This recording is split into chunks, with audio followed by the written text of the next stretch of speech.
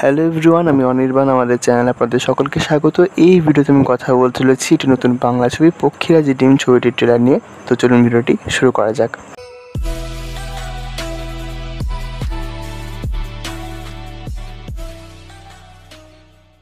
পক্ষীরাজি ডিম এই ছবিটি ডিরেক্ট করতে চলেছেন সৌকর্য ঘোষাল, যিনি আর কি এর আগে রেনবো জেলির মতো ছবি বানিয়েছেন।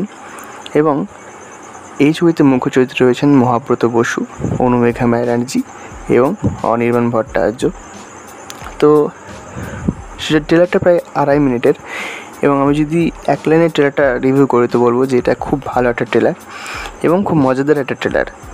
তো এখানে গল্পটা একটু ছোট্ট করে বলা হয়েছে যে এই মহাব্রত চরিত্র অঙ্কে একদম লাড্ডু, এবং তার যে বান্ধবীটা রয়েছে সে কিন্তু এখানে অনির্বাণ ভট্টাচার্য চরিত্রটাকে বলছে অঙ্ক শেখানোর জন্য, বাট তিনি অঙ্ক শেখাতে চান না।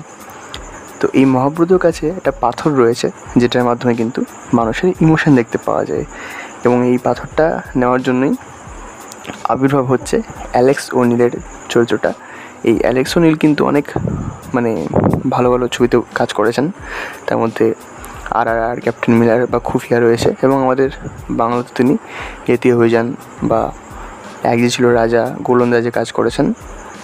তো যাই হোক, আমি যদি এই ট্রেলারের বিভিন্ন দিক নিয়ে কথা বলি, প্রথমত এর যে অ্যাপ্রোচটা খুব সুন্দর। অনেকেই বলে যে বাংলাতে কন্টেন্ট নিয়ে কাজ হয় না, বাট ভালো কন্টেন্ট হলে কিন্তু এগিয়ে যায়। এবং সৌকর্য ঘোষালের রেনবো জেলিও সেরকম একটা উদাহরণ। যারা দেখেছেন তারা জানেন, যারা দেখেননি তারা অবশ্যই দেখবেন। তো এই ট্রেলারটা আমার খুব ভালো লেগেছে, এবং অনির্বাণ ভট্টাচার্য তার যেরকম এক একটা জনার এক্সপোর্ট, সেটা বেশ ভালো লাগে। আর বাকি দুটো বাচ্চারা যারা এই ছবিটা কাজ করেছে তাদেরকেও কিন্তু বেশ ভালো লাগছে। ছবির মিউজিকও খুব ভালো, এবং যেরকম গোটা ট্রেলারের লুক অ্যান্ড ফিল, যেরকম এডিটিং, সেটা কিন্তু দেখার মতো। তো এই ছবিটাও আমি চাই যে আপনারা যারা বলেন যে বাংলাতে কন্টেন্ট নিয়ে কাজ হয় না, তারা কিন্তু এই ছবিটা অবশ্যই দেখুন এবং তারপর বাংলার কন্টেন্ট নিয়ে বিচার করুন।